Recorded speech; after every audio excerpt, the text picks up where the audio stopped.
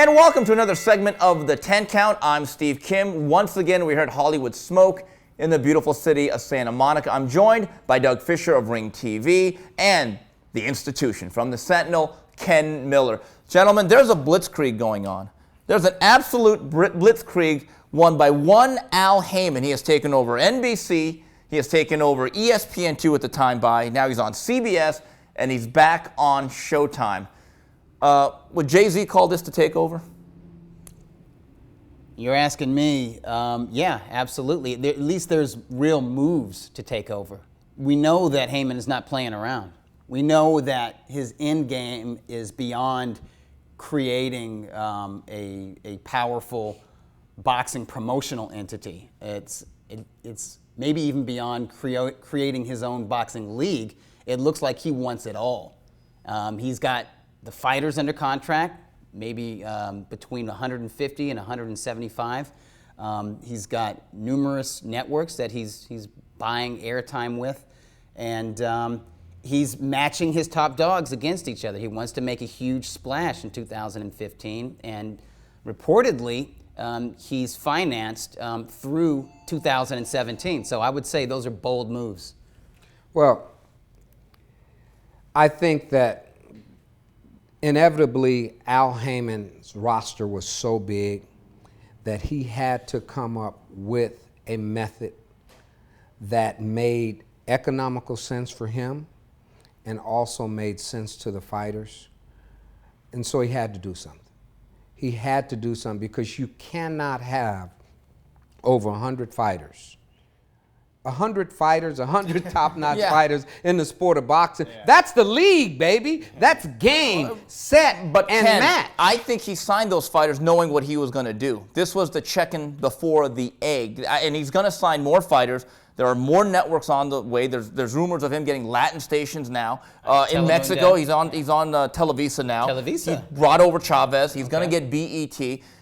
Here's what I think. I think it's healthy in one respect. Boxing was stuck in a cookie-cutter paradigm that was simply limiting. And it hadn't changed for 30 years. Your goal was to get on HBO Showtime, get a license fee, and hopefully make it on pay-per-view.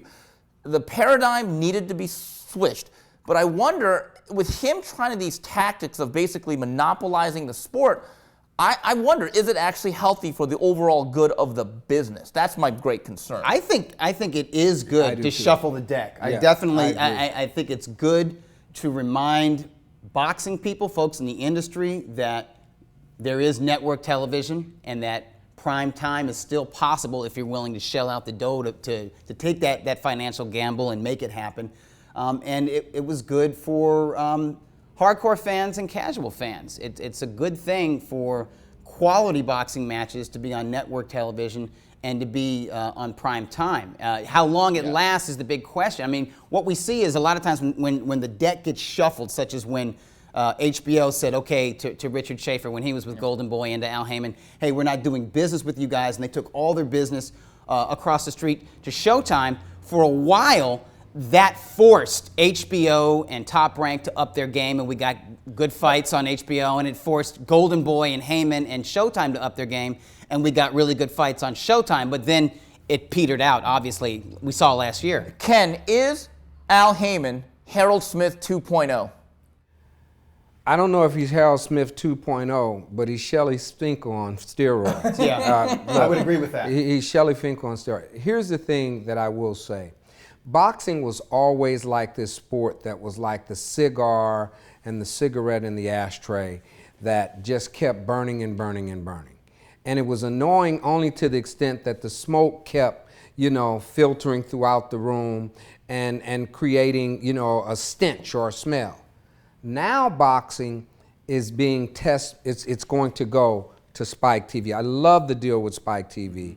I love the deal with BET, particularly as it relates to African American fighters, because let's face it, Floyd Mayweather, when he fought Zab Judah, Bob Arum, that was one of the rare boxing promotions to where Bob Arum reached out to my newspaper, he reached out to Ebony Jet, BET Spike, Black Radio, and boxing does not do that enough.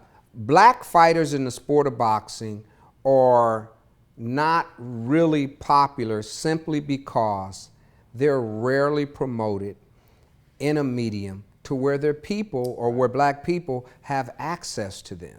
And now that this is going to happen, we're going to find out. Right. We're going to find out. Do they still care? We're going to find out if we still care. And also young folks. Yeah. With BET and Spike TV, it's not just racially, but we get to test the waters in a younger demographic. The difference between MMA and boxing, MMA skews young. That's the one demographic. And now, female, too. Two things, I think, before we anoint Al Haymon the savior of boxing, keep this in mind.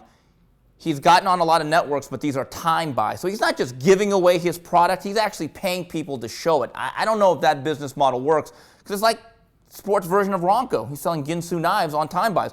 Number two, when you have that many platforms and that many fighters, the one word I keep using, or two of them, is sustainability with the matchups, and number two, MMA's run into this problem with the UFC, because they're on a lot of different networks now, is dilution. Yeah. Can you keep that many platforms happy and at a standard level of competition? I mean, again, well, they're pushing the same brand. Right, it's going to be Premier Boxing Champion. So whether it's PBC on NBC or Spike TV, it is that Haymon League of Boxing. But you make a good point about these are time buys, and it's not like he's bought a ton of TV dates. He's bought a lot, but for a stable of 170. Look, there's 20 on NBC. Yeah. He's going monthly on Spike starting in March, so that's 10 there. That's 30. 8 on CBS, Showtime.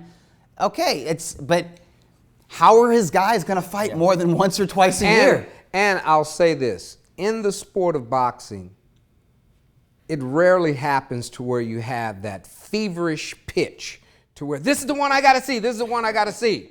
I mean, look, as good a fighter as Keith Thurman is, I'm not going to stop doing something to make sure that I make it home and be in front of my television set when he fights Robert Guerrero. As crazy of antics that Adrian Broner has, I don't know if I'm going to stop doing something to make sure that I go see him. Rarely do these moments happen in boxing. You know, Mayweather-Pacquiao is one of those moments. And the reason why Al Haymon is putting all of these fighters on all of these different elements is because he's got to eat, they have to eat, and if they're not doing something, then nobody eats, and the reality of it is that there is certainly going to be a short window with this crash and burn. And for the record, Ken, be home March 7th on NBC. That is the premiere of PBC. So on behalf of Ken Miller and Doug Fischer, this is Steve Kim saying till the next round, goodbye, everybody.